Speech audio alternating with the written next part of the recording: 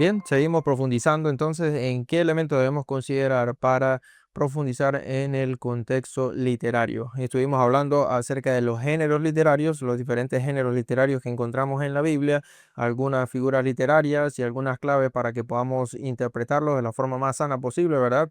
Y en esta oportunidad entonces vamos a continuar con respecto a qué debemos analizar del contexto literario y nos vamos a ubicar en el contexto orbital. Sí, entonces en este video conversaremos de qué hacer para identificar el contexto orbital.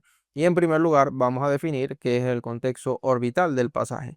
Cuando hablamos del contexto orbital nos referimos a los textos que rodean el pasaje que nosotros estamos estudiando. Por así decirlo, el mundo textual en el que vive ese pasaje. Este contexto está formado por todas las palabras, las frases, los párrafos y las secciones que vienen antes y después del texto que nosotros estamos analizando.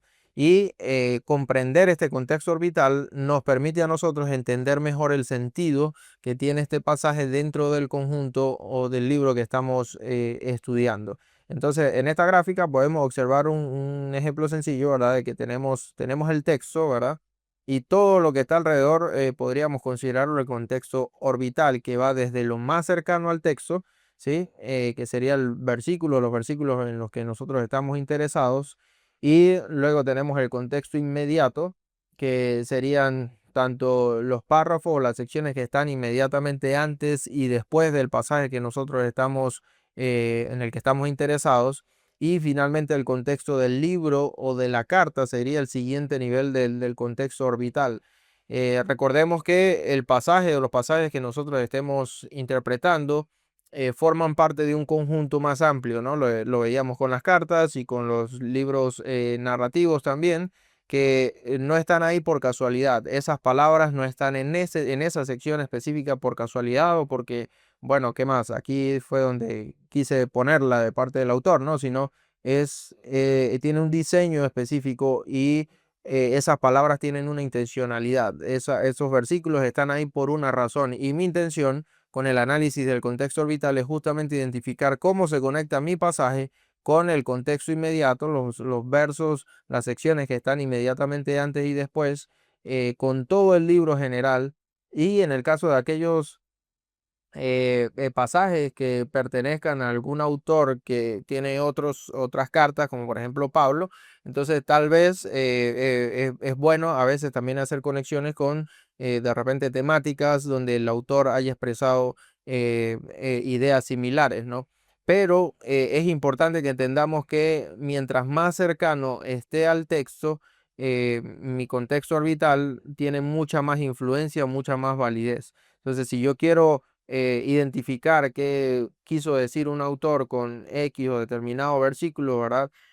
No puedo irme a otras cartas por allá bien lejos, ¿verdad? De otros autores o del mismo autor, pero para otra iglesia, para interpretar ese pasaje sin antes haber visto cuál es la conexión que tiene dentro de su contexto inmediato y dentro de todo el libro o la carta de la que forma parte. Entonces, el contexto orbital inmediato es el más importante en este caso que debemos considerar. ¿Cómo identificamos el contexto orbital? Bueno, una de las cosas que podemos hacer para esto es, en primer lugar, identificar las ideas centrales que están en todo el libro, la carta, ¿verdad? Y para esto podemos apoyarnos identificando palabras importantes que se estén repitiendo, palabras o ideas que se estén repitiendo a lo largo de toda la carta o del libro. Analizar cuáles son los contrastes que viene presentando el autor, las comparaciones que viene presentando el autor, ver si hay cambios de tema o de tono a lo largo en el caso de temas, si estamos en un texto narrativo y en el caso del tono, si estamos en una carta, ¿verdad? Que está presentando un argumento. Y es muy importante identificar la forma en el que el pasaje que yo tengo, que estoy analizando, contribuye al argumento general del libro o de la carta. Recordemos que puede ser el argumento narrativo o el argumento lógico si es una carta.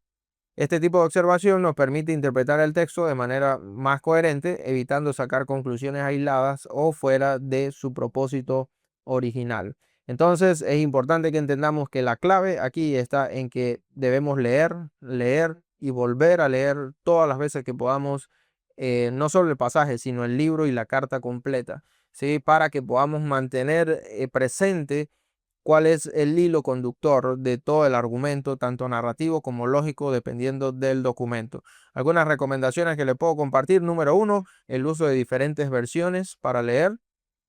Eso nos ayuda a nosotros a ver los diferentes matices, especialmente si no tenemos conocimiento del lenguaje original, del griego, del hebreo en este caso, ¿verdad? Nos ayuda a tener varias versiones disponibles para ver cómo diferentes personas han traducido esta misma idea.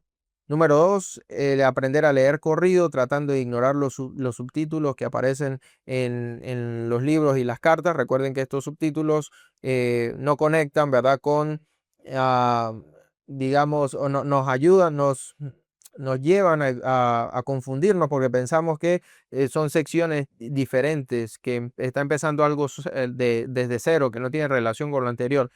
Pero no funciona así. Todos estos documentos fueron escritos para ser leídos completos en conjunto. Entonces, tengamos mucho cuidado con los filtros temáticos, con las concordancias, ¿verdad? Porque a veces agarramos concordancias y de repente vemos, bueno, 10 pasajes que hablan del amor, por ejemplo, y vamos a los 10 pasajes y los agarramos y los metemos todos y los interpretamos todos al mismo tiempo.